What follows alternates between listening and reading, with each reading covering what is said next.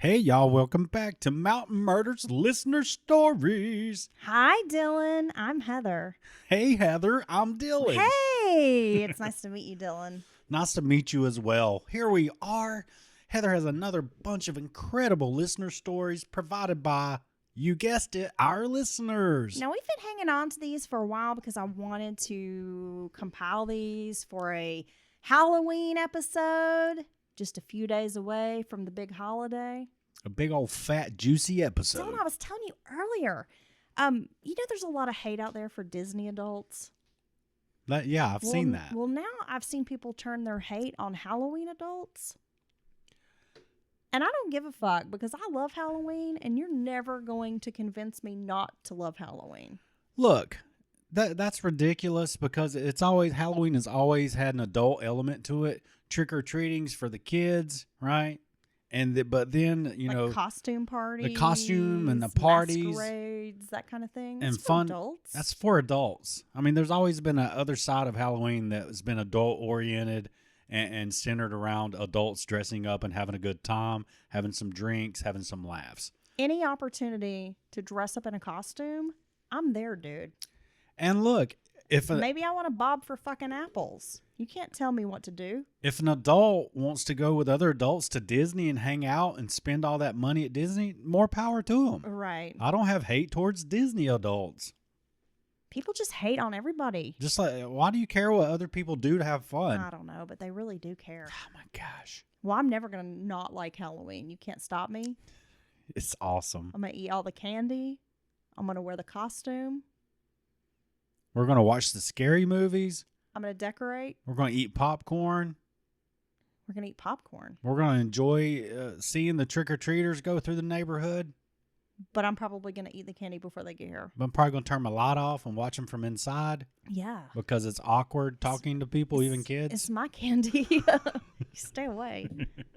All right, Dylan, are you ready to get into some of these spooktacular listener stories? I can't wait, and I know that you have some real doozies hiding in the bag tonight. Now, this is quite a lengthy episode because I have been saving these stories for a while. So if I edit your email or your DM, like if they wrote us a little personal message, I've kind of taken that out of the mix. Aw. Well, I know, but, just to save us a little time here because we've got quite a few we need to get through these, Dylan. Okay. All right. Spent some time living in West Texas. It was rural. There wasn't street lights. Nighttime was dark. You don't find that kind of dark anymore. It seems there's a lot of artificial light at night everywhere you go. I lived in the bend of a road near the only street light. We had been there about a year. I was outside smoking on the porch. Something was moving down the road. Now, the neighbors down the road had a couple of mean dogs, and at first I thought it was one of the dogs. As it got closer, decided maybe it was a cat. When it was in front of my house, it stopped at the driveway, which was not far from the porch where I was smoking. I stood up because the cat was looking at me, or I thought it was. When I stood up, I got a good look at the animal. It had a cat shape, but not like any cat I've ever seen. The thing was bigger than a house cat. Its legs seemed larger in the back. The animal sort of dropped down on its belly like it was rolling around, and I could see dust coming up from around it. The thing scared me shitless. I backed up closer to the screen door and stepped inside. I flipped on the porch light. I locked the screen door with the latch, not that it would do any good if this thing wanted to rush at me. My roommate must have thought I wasn't acting right, so he come over and asked what was wrong. I pointed outside, but by that time the cat was gone. He went out on the porch and looked around, but did not see a cat. I went back out to sit with him, telling him what I'd seen, when an old woman with no shoes and a bathrobe came wandering down the road. She didn't notice us and kept walking by like she was in a trance. Oh, well, my roommate made a comment like maybe we should try to help her. What if she has Alzheimer's or is just out of it? And I told him he could help, but I was not going to do it. I'm pretty sure he didn't believe me about the cat, but he was curious where this old woman had come from. We had never seen her before. It was the strangest, scariest, and most interesting thing that has ever happened to me. Oh my gosh. And it was signed Cat Dude. Cat Dude. Did he see like a Hellcat? I don't know. Oh my gosh. I'm wondering if it was one of those flesh walkers because you see this cat and then suddenly here's an old woman walking around. I mean, that just sounds really strange. You mean a skinwalker? Yeah. Well, now from the body, the physiological setup there, that sounds like what are Manx, a cat. They're usually pretty large. They have the no tail, and they have the larger. Their rear legs are larger than their front, higher than their front legs. Okay, and but now if it's that much larger than a house cat, I would find that very strange. I know, like, could it be? Well, I'm looking at a Manx. They don't really look that big, Dylan. They're just a domestic cat. Well, no, I've seen some Manx that are really big. Okay, well, they do have a stocky build and longer hind legs. Yeah. Okay. I've seen some that had to be pushing 12, 13 I pounds. just wonder, like, are there bobcats in Texas? Well, that's what, yeah, I know, right? Damn, and then it went and turned into an old lady. Well, I don't know, but There ain't those kind of cats. wow. Cat dude is not having it. He's like, nah, I'm not feeling philanthropic today. I'm not going to help this old lady. Now, Dylan, we have another story here. This one comes from Jada. Are you ready? I'm ready. This is a doozy, Dylan. I still remember the day my mom called me, her voice buzzing with a mix of shock and disbelief. She asked if I remembered Aunt Linda's husband or ex-husband, Gary. Of course I did. He'd been around when I was a kid, quiet, polite. He kind of blended into the background at family gatherings. They divorced when I was in middle school, and after that, he was just sort of like, a thought, vanished from our lives. I never really thought much about him again. I think we've all known a guy like Gary who just kind of blends in like group settings. He's Yeah. never he's never the main character, right? He's always a supporting character. Always just, calm, chill. Kind of you have to look for him at a party to see where he's went to. He sounds like an uncle, Yeah. right? Well, my mom said, pausing like she wasn't sure how to phrase this, turns out his name wasn't even Gary. Oh, Mom is sitting on some tea. The FBI just arrested him in another state. He's been living under a fake identity this whole time. He was actually wanted for bank robbery. What? Now, at first I thought she was joking. It sounded like the kind of wild rumor that gets passed around and exaggerated. But then she sent me the article from a newspaper, and there he was, older, heavier, but unmistakably Gary, next to a headline about a longtime fugitive finally being caught. So this is why Gary was so chill and nondescript. He was hiding out.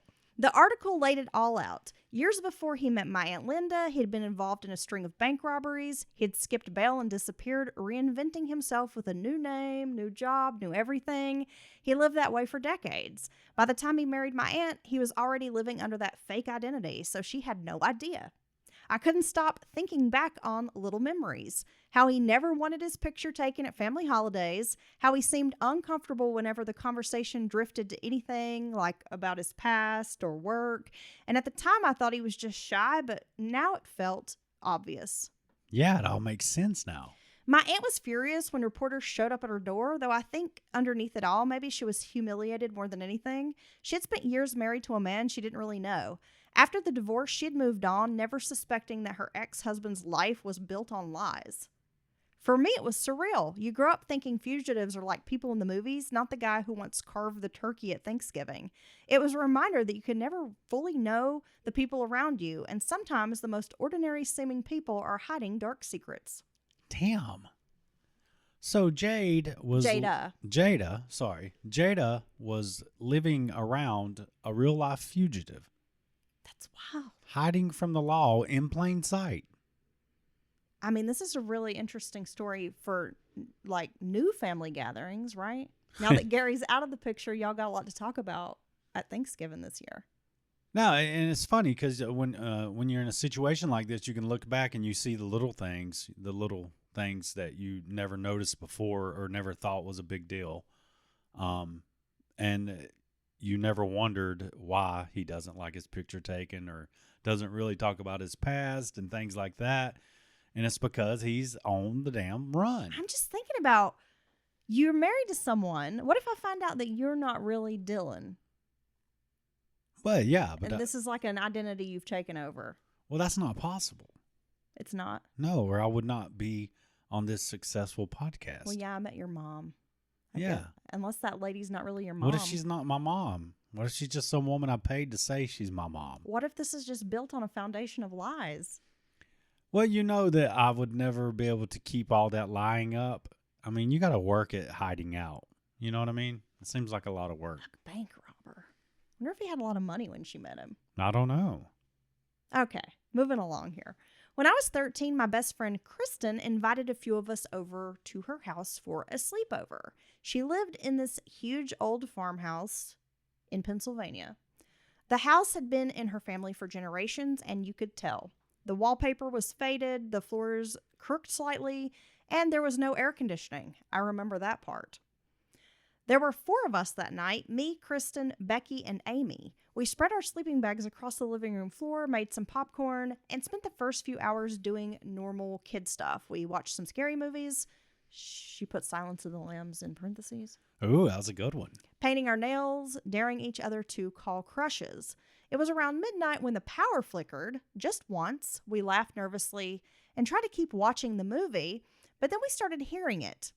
It was like a rhythmic creaking sound upstairs, slow and steady, maybe like someone walking from one end of the hall to the other. Kristen rolled her eyes and said, "Oh, it's just the house settling." But she could not convince Becca, who was the jumpiest of the group. She ended up grabbing her sleeping bag and moving closer to us. Oh, she's not playing around. Then we heard a thud, not loud, but heavy, like something had fallen or been dropped. Kristen's dog Max lifted his head, gave a low growl, staring toward the staircase. We all went quiet. The sound of footsteps started again, and I remember the way the wooden steps groaned, kind of one at a time, like it was growing closer to us. Oh my gosh. And that's when Kristen whispered, "No one's upstairs." Her mom and dad had a downstairs bedroom in the back corner of the house. Kristen's older brother was staying at a friend's house that night.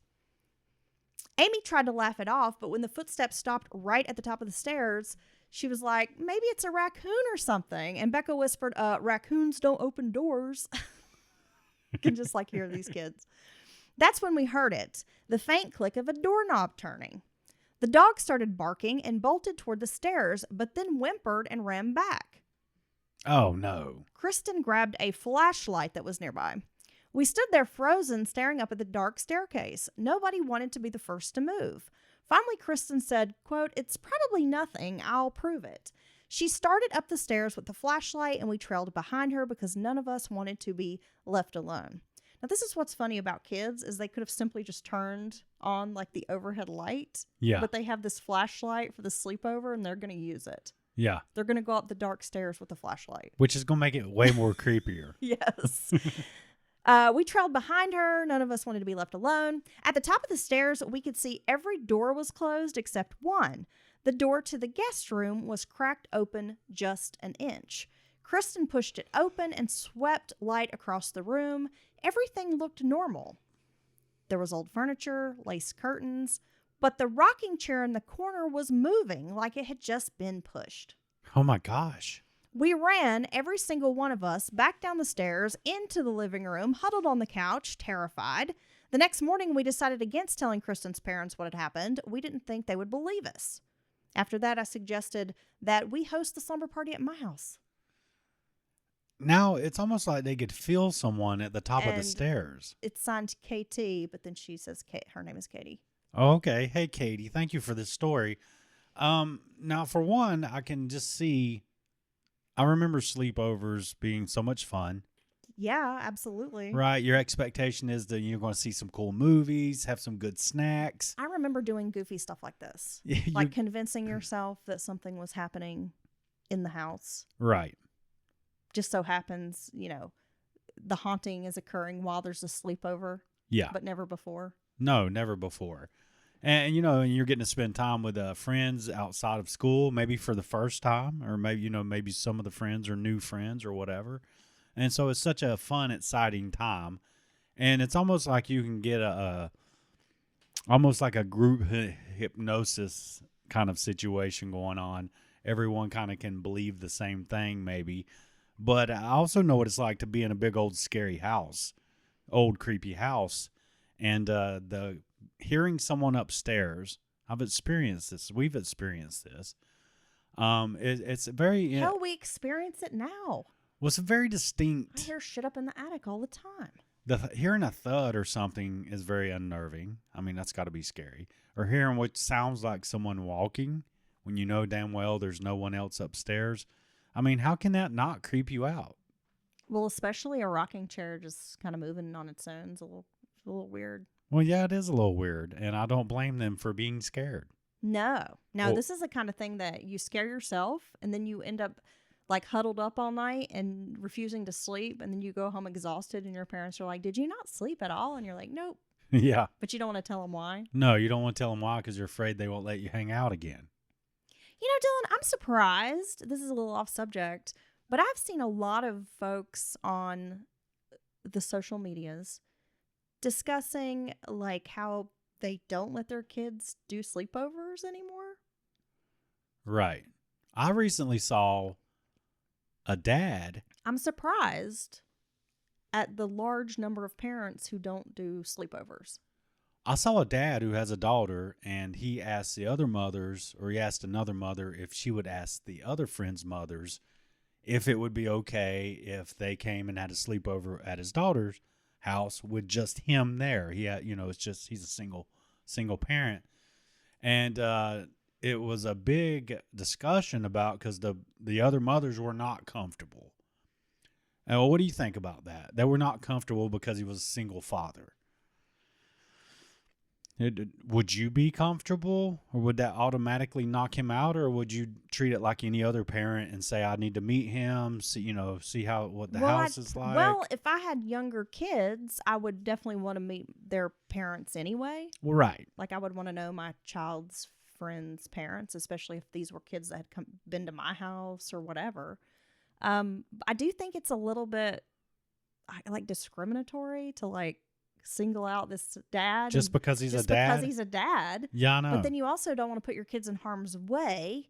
And it's like we've become so paranoid, or we've scared ourselves as a society, and we're not letting our kids just do fun, normal things. Because I think about sleepovers being so much fun. Like some of the best memories I have from childhood or at slumber parties or sleepovers. It was almost like a rite of passage when we were growing up. Right. Like we watched The Lost Boys, Halloween, right? Halloween season. We got to watch our horror movies. We watched The Lost Boys, and I was telling you the first time I ever watched that was at a sleepover. Which must have been so cool. And I was telling you all about the sleepover and what was going on in the movie. Yeah. Well, in this day and age, I guess people just think differently about it. I personally wouldn't have a problem with my kids having a sleepover, or having a sleepover, me hosting it, us hosting it at our house. I don't mind entertaining children. It's not hard. You just get some good snacks, have some good movies queued up. Well, yeah, your daughter had sleepovers. My daughter had sleepovers at our house. Yeah, you give them some pizza, give them the living room, some Oreos, let them pile up. Make pallets, beds, whatever. air mattresses blown up. Yeah. Sleeping on the couch and the floor. Right, and I don't have a problem like retiring to the bedroom and just letting them have the run of the house for the most part. Right. Yeah, I don't know. I just think it's just interesting. Things have changed so much from when we were growing up, like in the 1900s. In the 1900s. Okay, so here we go. We have another story, Dylan. When I was little, my brother and I had a babysitter we nicknamed the Witch. Her real name was Mrs. Beckley. She lived a few streets over. I'm not sure who recommended her to babysit for us. It wasn't just because she looked the part, though she did. She was tall and bony. She had wiry gray streaked hair that kind of stuck out in all directions, and these sharp bird-like features that made her nose seem too long. She wore long skirts even in the summer, and she always smelled faintly of mothballs and something kind of earthy like damp leaves. But it wasn't only her appearance, it was the way she acted when our parents weren't around. She had this strange habit of bringing her own food in jars, thick, murky liquids that looked like some kind of pickled roots or mushrooms. Oh. She never touched the snacks in our pantry, and if we asked her, like, what is that? She would smile and say, medicine. Oh my gosh, dude. Look, she's just a Crunchy Grooves lady. Mrs. Beckley? She's into holistic foods and nutrition. Is that her name, Miss Beckley? Mrs. Beckley. Mrs. Beckley. She's kind of creeping me out. One night, my brother got scared and started to cry, and she told him sharply to hush. She was so scary that he stopped crying and went to hide. Oh my gosh. The weirdest thing, though, was her laugh. Out of nowhere, she just burst into this high-cackled, cracked cackle that didn't sound like it belonged to her at all. Sometimes it would happen when nothing was funny, like when our cat hissed at her, or if a tree branch scraped against the house and made a noise. We told our parents, and they just brushed it off. They were like, don't be rude. Babysitters weren't easy to find, and this woman was always available. Yeah. Of course, your parents don't want you to make a big deal about it, right? No, because they don't want to lose their solid babysitter. Eventually, though, even my mom admitted that she gave her the creeps. One night when they got home earlier than expected, they found her standing in the kitchen in total darkness. She opened her eyes and smiled too wide when she realized they were there, and that was the last time she ever babysat for us. To this day, whenever my brother and I talk about childhood, we always end up mentioning the witch. I don't know if she was actually dangerous or just deeply strange, but she's burned into my memory like a character out of a nightmare. You can call me B. Well, B, I don't blame you. Just from your description of Mrs. Beckley, I was kind of getting a picture in my head of a creepy old woman, I'll be honest. Did you ever have a creepy babysitter? No, I never really had babysitters. I remember this one time, and I can't remember the full memory, but going to this lady's house, and I want to say her name was Mrs. Hooper, because we called her old, like my mom and I later would be like, old Mrs. Hooper or something like that. And I just remember she had a bunch of kids that she babysat, and she lived in this like old white house. And the one thing that sticks out in my mind is like I had to stand and eat my lunch because she didn't have enough chairs for all the kids. Oh. Which I thought that was, was deeply troubling. Well, yeah, I because felt like I'd been called out. Like, why am I not allowed to sit in a chair? weren't you also worried about is the fire marshal aware of how many occupants can be in this building? I mean, we're over capacity here. And I almost feel like she tried to spank me or something because I remember running from her. Okay. Like running in the yard away from this old woman. And then my mom picked me up and I never went back there. So I'm not sure if she did try to spank me, but I feel like maybe she did. You wasn't having it. No. No. And running from her? Yeah. Probably told your mama too. Oh, I'm sure. It's like weird what you remember from childhood, right?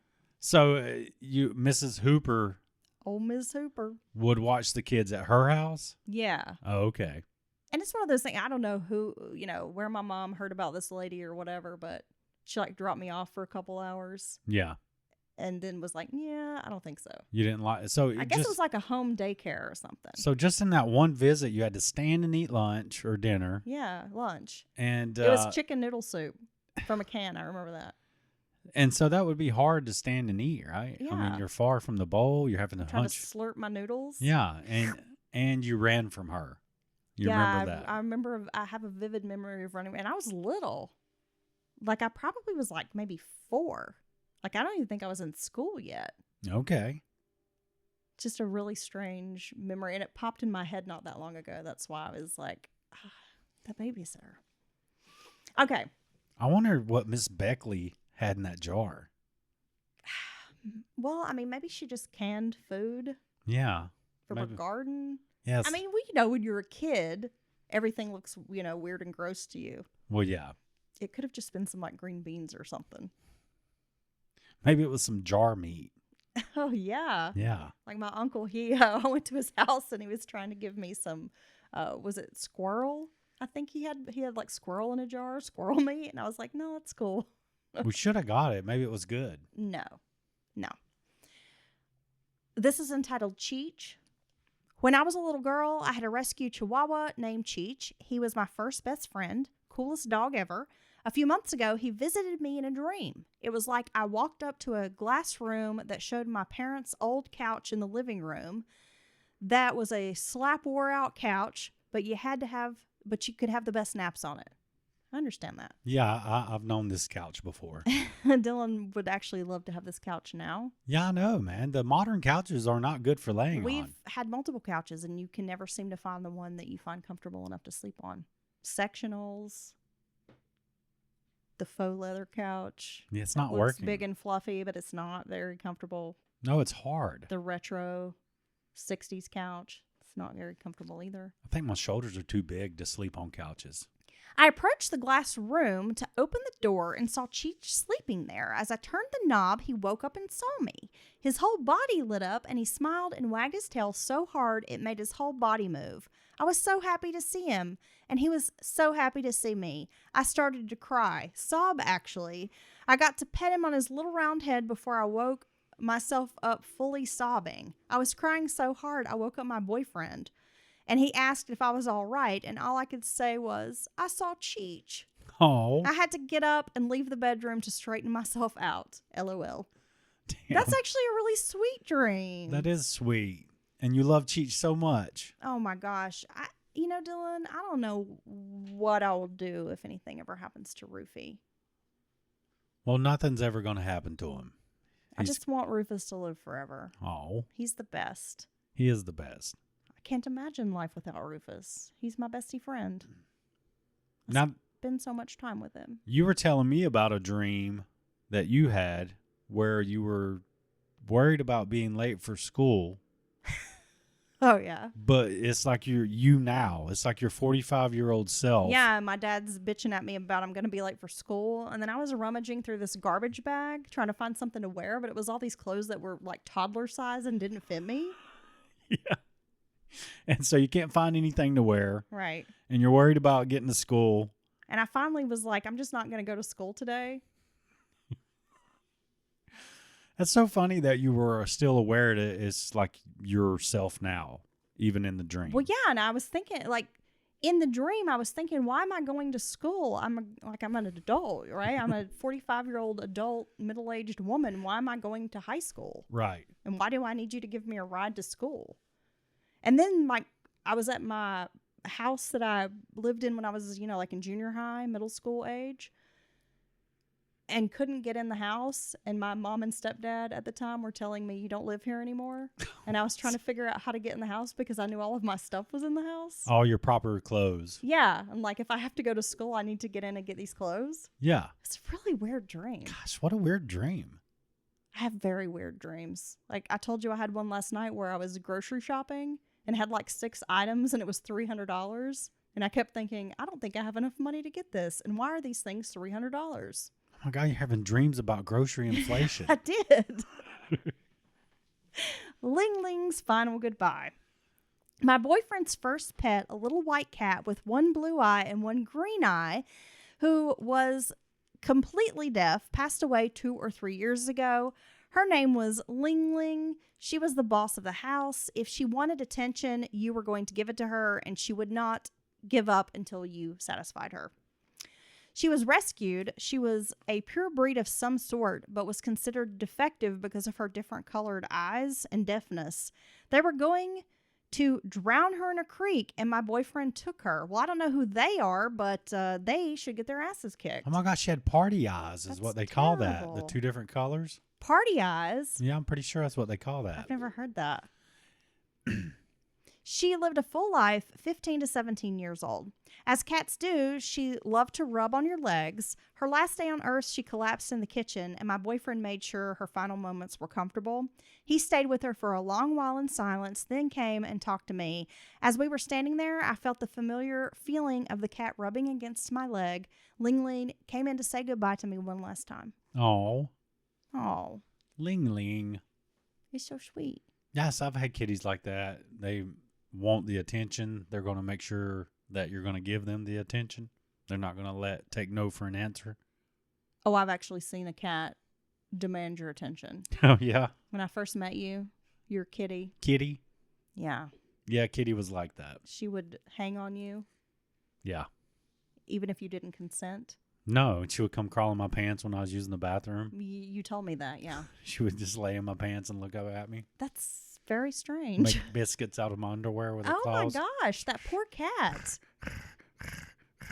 Hey, I wasn't making her. Wasn't like I was some kind of weird freak. Like, oh, let me put my cat in my pants. You had a cat in your pants. You're a weirdo. She couldn't keep her out of my pants. Strange. All right. I don't know how I feel about that. I'm going to pour one out for Kitty and Ling Ling. All right, are you ready for another one? Yes, I am. Why do you look sad? Because Well, now you're because I'm thinking thinking about Kitty. Okay. Well, I'm sorry, baby.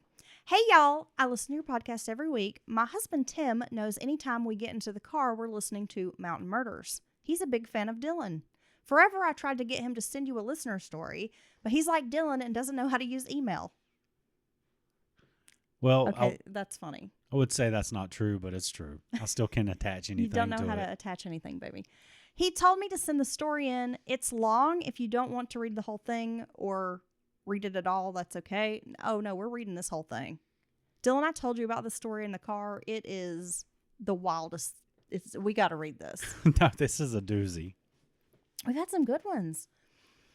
Now, before we met, he says around 2012, he dated a woman named Amanda. They only dated for 7 to 8 months. Being in a relationship with Amanda was stressful. She was intense. She would get mad over the smallest things or something that didn't even happen. Like she'd build up a scenario in her head and then think it happened or convinced herself that it did. Oh. Okay. She was also real jealous. One weekend, Tim went to visit his brother Brian, who was in the Army. They spent the weekend playing golf, playing video games, watching baseball, drinking beer. He said the only time they left the apartment was to play golf and buy beer. Amanda accused him of going to a strip club. He denied this. My husband refuses to go to strip clubs, so I believe him. She also accused him of cheating that weekend, though she didn't know who he had cheated with. She just knew he did it. She just knew he did it, possibly before or after the strip club, right? Because there are loads of opportunities to cheat with people at the golf course. Right. They would make up and break up every few weeks. This went on for a while until finally Tim got sick of it. He had never been in a relationship like this before.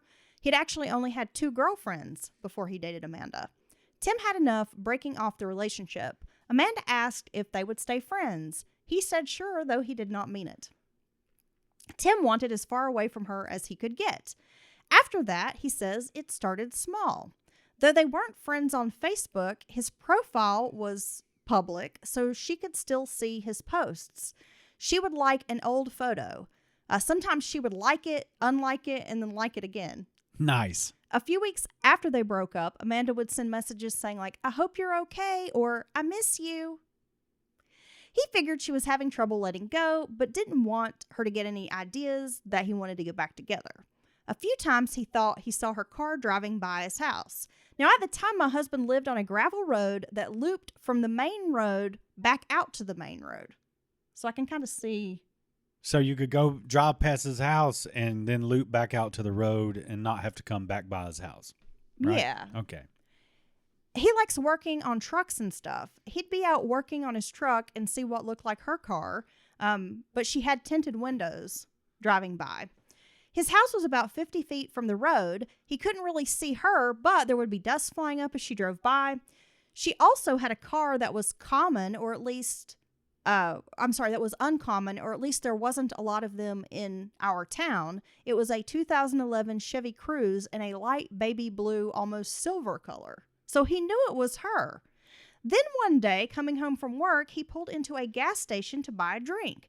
When he came outside, she was pumping gas on the other side of the pump. She acted like it was a surprise they'd bumped into each other. But the thing is, she didn't live or work on that side of town or the side of the county, so he knew she had no reason to be there, or she had gone out of her way to come there. Oh, it's like, hey, funny seeing you here near your house. Yeah. After saying hi and leaving, he tried to tell himself maybe she had a reason to be there. I guess it didn't go as she hoped it would, because then he got a message from her saying, I don't know why you were so rude to me at the gas station. He ignored it. This was like on a Tuesday or Wednesday. The next Saturday night, Tim went to a sports bar with friends. All of a sudden, he spots Amanda at the bar. She seems to be with a friend. It was like the whole time they were there, she kept trying to get his attention, doing things like loud talking or walking around the other side of the bar just to walk by his table on the way to the bathroom. Wow. The thing is, she didn't speak to him. If she just said hey or something, it would have been less awkward, but she was ignoring him, but also trying really hard to be noticed by him. Yeah. She was hitting on some guy and started kind of hanging on this guy. And every time she'd laugh really loud, she'd put her arms around the guy's neck and then look over at Tim. This went on for a while until he finally left. A few hours later, he was sleeping when the phone kept buzzing. It was an unknown number. He ignored it. After a few times, Tim answered because he was worried it was some kind of emergency. There was no one on the other end. He turned the phone off. The next morning, he turned the phone on and had 36 missed calls from an unknown number. 36? There was also a few text messages from people he knew, but then he saw her name, Amanda. When he opened the text, it was a selfie of her standing naked in front of a mirror. Oh, wow. Tim ignored it. Some more time passed. He thought Amanda had finally moved on. Then he saw the car drive by a few more times. The unknown calls came in once in a while. Tim was never afraid of Amanda. He just thought she was pathetic. But then something real crazy happened. They'd been broken up for several months. He went on a date with his best friend's girlfriend, and the girlfriend's friend. It was a setup. So, okay, they're on a blind date, like a double date. Like he's on a double date with his buddy and his girl. Yeah, and Okay. the girlfriend's friend. Right. Okay, so we got like a little blind date happening here. They're eating dinner at Texas Roadhouse when, out of nowhere, Amanda appears at the table. She causes a scene, yelling, cussing, screaming. She tells him she's pregnant with his child. He's like, what? What? He's like, she actually looked like she had lost some weight. Not like she was pregnant. Now, hold on a second. Now, so Tim's on a blind date with this other woman. Mm-hmm. Now, can you imagine what she's thinking? Because we all know that Tim's cool, and this Amanda's obviously got some issues. But I bet she's like, what in the I know, right? I would be so mortified if I was on a date with a guy Yes. and some woman came up and started screaming. No, it's like It's like you're on an episode of Cheaters. You know, you're waiting for the Joey Greco to come in with the cameras. No, cheating is a crime. It happens every day. I love the theme song. I don't know who wrote that, but it's a bop. None of the staff would tell her to leave. It was a mess. After this incident, Amanda took to Facebook posting about being pregnant. She would write these big, long posts about how Tim was the father of her child and he broke up with her. How he was just a piece of shit who didn't go to any doctor's appointments or care that he was going to be a dad. Oh, my gosh. To add to the mix, she posted photos of her, quote, pregnant belly. She had gone from being skinny to having this big belly in a matter of days. When someone showed Tim a picture, he laughed because it looked like she had literally stuffed a soccer ball or a basketball under her shirt.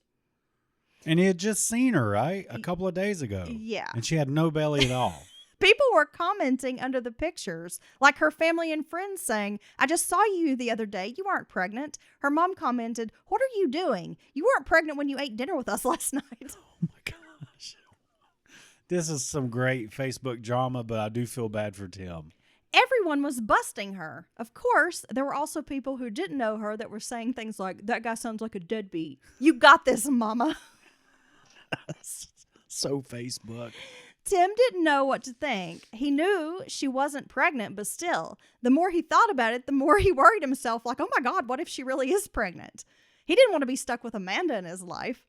By now, friends are telling him he needs to do something about this girl. She's dangerous, and there's no telling what she might do. He dismissed all the stuff.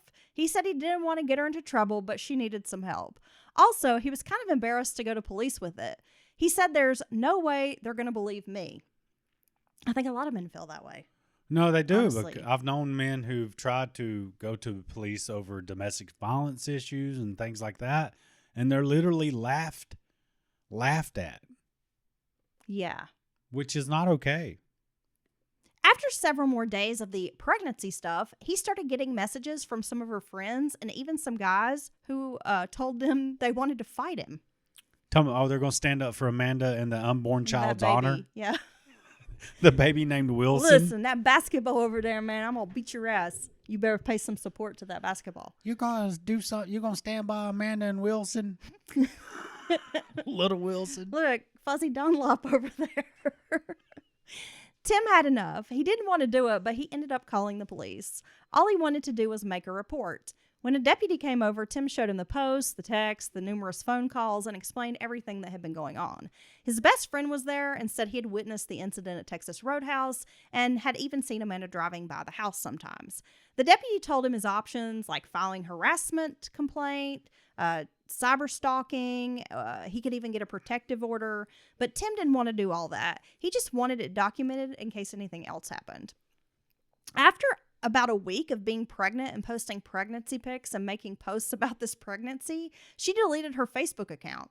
When people told Tim she had disappeared and so had all the posts on her account, he didn't know if he should be glad or worried, because what else was she up to? He didn't hear from her again. In a short time, she created a new Facebook account posting photos with a new guy. She was in a relationship, and all of a sudden she wasn't pregnant anymore. Thank goodness. By now, some of their friends were invested in the drama. His best friend's girlfriend was keeping up with the Amanda saga. She told Tim how Amanda was in a new relationship with this other guy. She was so in love. She's no longer pregnant. There were no more belly pictures. It was like none of Amanda's friends or family acknowledged that she had made up the whole thing. That's very Facebook. That's very Facebook. Did they live in our county? Because this sounds like something from our hometown. Now, after all this stuff, Amanda finally left Tim alone. He never heard from her again. I met Tim in 2014. We dated for 2 years and got married in 2016, and we've been married since. He is a father now for real. We've got 3 kids. After he told me the whole story, I had to do my own snooping. I found Amanda on Facebook some years ago. She got married and is living in another state far away from us. I think enough time has passed that he doesn't look over his shoulder now. He's such a chill, low-key guy with a gentle personality. It's hard to understand why she would do something like that to him. I guess we will never know. But I told him if she ever comes around again, hold my beer. I got this, LOL. Oh my God, is it signed somebody? Your biggest fans, Shally. Shally. She said it's pronounced Shally. Shally. Well, Shally, thank you. And just one day, just try to get Tim to do the right thing by that volleyball baby of his. Dude, we have one more. They were like, I don't care if you talk about this, but apparently somebody knew Pazuzu. You have a story from someone that knew Pazuzu. After we posted our Pazuzu episode, I got a note from this person. Okay. It says, I met Pazuzu one time. He was a friend of a friend. I can tell you that a lot of people knew about the bodies. They had showed more people than what has come out. Some even did that Vice show. That whole group was drug addicts. They would do anything for money or drugs. I've heard there were other people who died. Someone had an overdose or was intentionally given an overdose, said some people who were over at the house. They had help moving that body and no one suspected a thing. Everybody thought it was just an overdose. Damn. The friend who knew him, we don't talk now. I knew people in that group that partied over there, and they were all bad people, even without the drugs and alcohol. There was more to the story than what has been told to the media. Like I said, more people involved that have been excluded from the official story. His mom made a monster, then got afraid of him when he became a monster. You can tell this on the podcast. I don't mind. But they didn't want to use their name. Oh, damn. Well, thank you for that update. That's and that actually, honestly, I suspected. Well, I think we even voiced that we suspected maybe there was some more victims, and something like an intentional hot shot, if you will, being given to someone. That would not surprise me in the least. And it does seem that some of those people around Pazuzu, I guess we have to call him that. That's his legal name. Were certainly of very low character and had very low morals.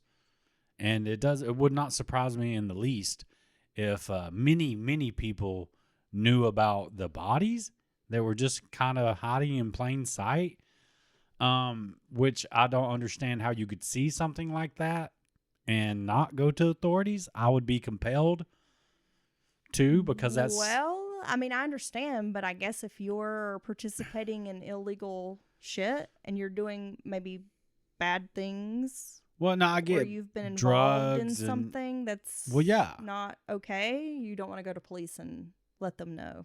Well, yeah, but I mean, if someone's just like, hey, check this out, and pulls the tarp back and there's a body, I mean, I feel like if you don't go to authorities at that point, then you're maybe doing something criminal. Well, I feel like if you helped bury the body, you should have gotten some criminal charges. So I'm really surprised that certain people in the story didn't go to jail. If you help move, bury, or if you knew about it for quite a while before it all came out, then I think, yeah, I don't think that's okay, because at the end of the day, that's someone's family right there. Well, years ago, I had met this girl. She was married to a former coworker, and she had lived for a bit, I guess, in that area, and told me she knew some of those people that were around at the time. Okay. And it sounded, well, at least from her, that it was like kind of common knowledge. Like a lot of people knew about this. Damn. But from the story, it sounds like people knew and went to the cops and nothing was done, or they didn't really have any evidence or whatever. Well, yeah, but what was it? Almost 5 years that they were getting these stories and kind of hearing Yeah, it their was 5 years. stories about something going on, Because or it was 2009 when those bodies, or when the two fellows went missing, and then it was 2014 when they found the bodies. yeah, So yeah, I think it was like 5 years almost to the day that one of them had gone missing. that were not even properly buried.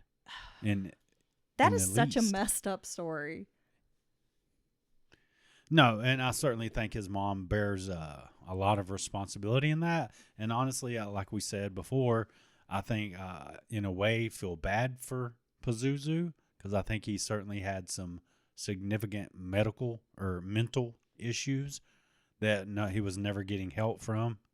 I think if he had gotten help early on as a young person, that maybe his life could have turned out a lot differently. And maybe some people wouldn't have died. Yeah, I guess I'm Well, not, him and the girl. What was the girl's name? Crystal? The one who shot the other guy, the second victim? I can't remember her name now. Gosh, Well, I there think it was a Crystal, but the girlfriend was something else. Amber? Amber. Yeah. Gosh. I mean, damn. She certainly bears a big responsibility in that story as well. Wasn't all Pazuzu. No, and I think you can feel sorry for the part of him that had an illness, that was mentally ill. But then there's this other side of him, I think, that was just kind of a monster. Who happened to be mentally ill. Yeah. Right. Yeah, and that's a distinction I think a lot of times people can't seem to make. They can't seem to view those two things separately. Like you can be Well, you can be mentally ill and do something, like... You can be mentally ill and a piece of shit. But then, like, you're not going to kind of snap out of your psychosis or whatever and realize what you've done. You're just going to keep hiding it and continuing to do the things. Yeah. Yeah, I don't know. All right. Well, thank you for those that batch of Halloween listener stories. Yeah, thank you guys so much. Folks emailed us at mountainmurderspodcast@gmail.com, and they also DM'd us on Instagram some of those stories. So if you have a listener story that you would like us to share with our audience, feel free to get in touch with us. If you've been waiting all this time, it's time for a new batch, and this is the time to pull the trigger. Let us hear about it so we can read it on the podcast and talk about your story. Pull the trigger on your cotton candy ray gun like you're a killer clown. That's right. From outer space. You like that? I do like that. Yeah. Okay. Bye, Dylan. Bye.